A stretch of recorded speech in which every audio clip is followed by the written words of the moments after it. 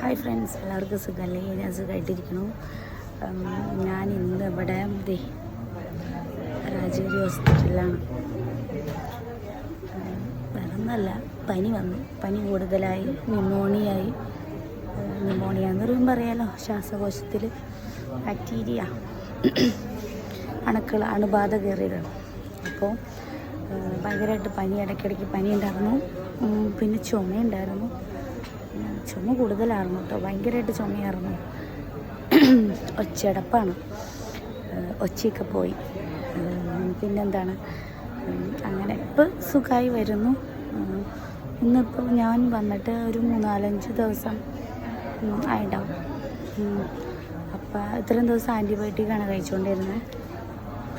അപ്പം ഇനി അധികം മരുന്നും കാര്യങ്ങളൊന്നും ഇല്ല. ഇതാണ് ഇവിടുത്തെ വാർഡ് കേട്ടോ, രാജഗിരിയിലെ വാർഡ്. കാണിച്ചു തരാം. ഇതൊരു ബെഡ്. ഇത് ബൈസ്റ്റാൻഡർക്ക് നിൽക്കാൻ കിടക്കാനൊക്കെ ഒരു ബെഡ്. ഇത് സീറ്റായിട്ട് ഉപയോഗിക്കാം, കിടക്കാനും ഉപയോഗിക്കാം. പിന്നെന്താ, ഇതിങ്ങനെയാണ് കേട്ടോ. അതായത് കണ്ടോ, ഇവിടുത്തെ ഓരോ വാർഡും ഇതുപോലെ ഇങ്ങനെ കർട്ടനിട്ട് മറിച്ചിട്ടുണ്ടാവും. ഒരു വലിയ വാർഡ്, സാധാരണ ഹോസ്പിറ്റലിലൊക്കെ കിടക്കുന്ന പോലത്തെ തന്നെ കോമൺ ബാത്റൂമും വാർഡും. പക്ഷെ ഇങ്ങനെ ഓരോ ബെഡ് ഇങ്ങനെ മറിച്ചിട്ടുണ്ടാവും. പിന്നെ അത് ഇതുപോലെ യൂണിഫോം തരും. കണ്ട, ഷെഫിൻ്റെ മാതിരിയൊക്കെ ഒരു യൂണിഫോം തരും. അതെല്ലാ ദിവസവും തരും കേട്ടോ. പിന്നെ ഈ വിരി മാറ്റിത്തരും. അതിപ്പോൾ ജനറൽ ഹോസ്പിറ്റലിലാണെങ്കിലും എല്ലാ ദിവസവും വിരിയും ബെഡ്ഷീറ്റൊക്കെ മാറ്റിത്തരും. അത് ഹോസ്പിറ്റലിൽ വെച്ച് നോക്കുമ്പോൾ അടിപൊളിയാണ്. പിന്നെ രാജഗിരിയിൽ ഫുഡ് നമുക്ക് കഫം പുറത്തേക്ക് പോവില്ല, നമ്മൾ ചുമയ്ക്ക് അടയ്ക്കും. എന്നിട്ട് അത് ഇതുപോലെ തന്നെ രാജഗിരിയിൽ നമുക്ക് ജനറൽ ഹോസ്പിറ്റലിലൊക്കെ ഫുഡൊക്കെ പാക്ക് ചെയ്ത് നമുക്ക് വീട്ടിൽ നിന്ന് കൊണ്ടുവരില്ലേ, കിറ്റിലൊക്കെ പിടിച്ചിട്ട്, അതുപോലെ ഇവിടെ കൊണ്ടുവരാൻ പറ്റില്ല. ഇവിടെ നമ്മൾ ഓർഡർ ചെയ്ത് കഴിഞ്ഞാൽ ആ ഫുഡ് വരും. രാവിലെയും ഉച്ചയ്ക്കും വൈകുന്നേരം ഏത് സമയത്താണെങ്കിലും ഫുഡ് കിട്ടും.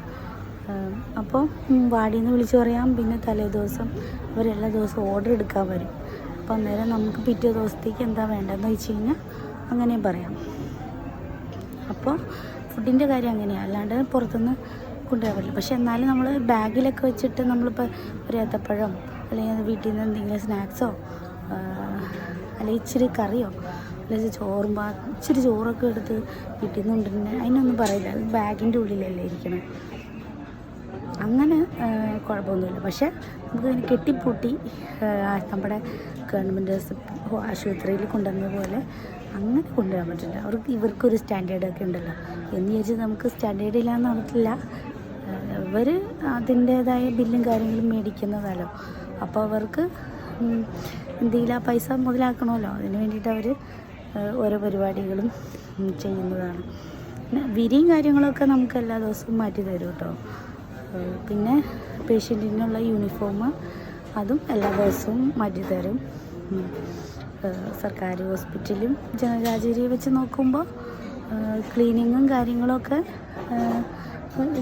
സർക്കാർ ഹോസ്പിറ്റലിലാണെങ്കിലും ക്ലീനിങ്ങും പക്കയാണ്. പക്ഷേ നമ്മുടെ രാവിലെയും വൈകുന്നേരമില്ല ക്ലീൻ ചെയ്യും. ഇതിപ്പോൾ രാജഗിരിയിൽ 2-3 പ്രാവശ്യം ഒരു ക്ലീൻ ചെയ്ത് പോവും. പിന്നെ പേഷ്യൻറ്റിനാണെങ്കിലും ആരും ഇപ്പോൾ എൻ്റെ ആദ്യം വെള്ള വിരിയാണല്ലോ, അപ്പോൾ ചായ ചാടിയായിരുന്നു. അപ്പോൾ ഗവൺമെൻറ് ഹോസ്പിറ്റലൊക്കെ വെച്ചൊക്കെ നോക്കുവാണെങ്കിൽ ചായയൊക്കെ ചാടിച്ചു കഴിഞ്ഞാൽ അവർ നല്ല ചീത്ത പറയും, ഇതെന്തെന്ന് ഈ കാണിച്ചെന്നൊക്കെ ചോദിക്കും. പക്ഷെ ഇവിടെ ആയതുകൊണ്ട് ഒരു പൈസ വാങ്ങിക്കണായതുകൊണ്ട് കാര്യം അവരൊന്നും പറഞ്ഞില്ല. അവർ ചേച്ചി മാറ്റി തരാട്ടൊന്നും. അങ്ങനെ പേഷ്യൻ്റ് നമ്മൾ അവർ വെച്ച് ക്ലീനിങ് പാർട്ടാണെങ്കിലും ഒക്കെ നല്ല നേഴ്സിങ്ങിൻ്റെ ഭാഗത്തു നിന്നാണെങ്കിലും വളരെ നല്ല സന്തോഷം ആയിട്ടൊക്കെ കേട്ടോ നമ്മുടെ അടുത്ത് പെരുമാറുന്നത്. അങ്ങനെ ഇതൊക്കെയാണ് എനിക്ക് പറയാനുള്ളൂ. പിന്നെ എൻ്റെ ഒച്ചയടപ്പ് എന്ന് വെച്ച് കഴിഞ്ഞാൽ കുറേ നാളായി ഇത് ഒച്ചയടപ്പ് എനിക്ക് കറക്റ്റായിട്ട് എനിക്ക് മനസ്സിലായിട്ടുണ്ടായിരുന്നില്ല. പക്ഷേ ഇത് ഈ നെഞ്ചത്ത് കഫം തട്ടിയിട്ടാന്നുള്ളത് എക്സ്റേ ഒക്കെ എടുത്ത് നോക്കി കഴിഞ്ഞപ്പോഴാണ് മനസ്സിലായത്. ഞാൻ വിചാരിച്ചു സാധാരണ പനിയും കാര്യങ്ങളൊക്കെ ആയിരിക്കും എന്നൊക്കെ ചിന്തിച്ചു. പക്ഷെ അങ്ങനെയല്ല, പനി കൂടുതലായി ഡേഞ്ചറായിപ്പോയി. അങ്ങനെയാണ്. പിന്നെ ഇവിടെ വന്നത് ചേട്ടൻ്റെ ഹെൽത്ത് കാർഡ് വെച്ചിട്ടാട്ടോ വന്നത്. അല്ലാതെ ഇപ്പോൾ രാജഗിരിയിൽ വന്ന് കിടക്കാനുള്ള നമ്മുടെ കയ്യിൽ അത്രയും ബഡ്ജറ്റ് ഇല്ല. ഹോസ്പിറ്റലിലൊക്കെ വന്നപ്പോൾ നിങ്ങൾ വിചാരിച്ചാണ് രാജഗിരിയിലൊക്കെ വന്ന് കിടക്കണം.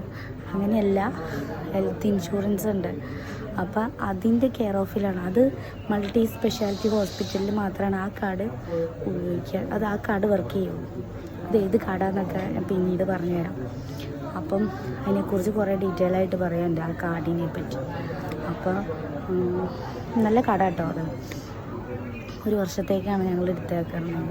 ആ ചേട്ടന് കമ്പനി വക കിട്ടിയതാണ്, ഷിപ്പ്യാർഡിൽ ജോലി കിട്ടുന്നുണ്ട്. അപ്പോൾ അങ്ങനെ കിട്ടിയത് ആ കാർഡാണ്. അപ്പോൾ ആ കാർഡ് വർക്ക് ചെയ്യണത് ഇവിടെ കിട്ടുള്ളൂ. അപ്പോൾ പിന്നെ ആസ്റ്ററുണ്ട്, രാജഗിരി ഉണ്ട്. അങ്ങനെ വലിയ വലിയ ഹോസ്പിറ്റലിലാണ് ഈ കാർഡ് വർക്ക് ചെയ്യാമെന്ന് ഞാൻ പറഞ്ഞില്ലേ. അപ്പോൾ അങ്ങനെയാണ് ഞാനിവിടെ വന്നപ്പോൾ ഞാൻ ഇതിന് മുന്നേ ഇതുപോലെ തന്നെ വേറൊരു എന്ത് ചെയ്യാൻ, പെറ്റ് സ്കാൻ ചെയ്യാൻ ശരിയാ, പെറ്റ് സ്കാൻ ചെയ്യാൻ ഇവിടെ മാത്രമേ ഉള്ളൂ പെറ്റ് സ്കാൻ. അത് ഇവിടെ പെറ്റ് സ്കാന് പൈസ കുറവാണെന്ന് ഞാൻ പറഞ്ഞില്ലേ. അതായത് നമ്മളിപ്പോൾ ജനറൽ ഹോസ്പിറ്റലിൽ നിന്ന് റെഫറൻസ് മേടിച്ച് ഇവിടെ കാണിക്കുകയാണെങ്കിൽ പെറ്റ് സ്കാന് 20-25 രൂപ, 25,000 രൂപ അടുത്താവും നമ്മൾ പുറമെ എവിടെ ചെയ്താലും. പക്ഷേ രാജഗിരിയിൽ അത് 14,000 രൂപയാണ് ചെയ്യുന്നത്. വളരെ തീരെ പൈസ കുറവാണ് ഇവിടെ മേടിക്കുന്നത്. അത് റെഫറൻസ് മാത്രം ഉണ്ടെങ്കിൽ മാത്രം. അതായത് ഇവിടെ കാണിക്കുന്ന പേഷ്യൻറ്റിന് പൈസ കൂടുതലായിരിക്കും.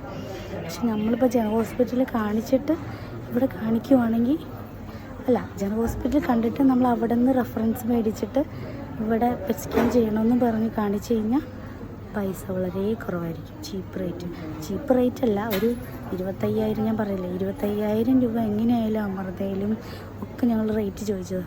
അപ്പോൾ 25-22 ആ ഒരു റേഞ്ചിലാണ് പെറ്റ് സ്കാൻ്റെ റേറ്റ് പോകണം.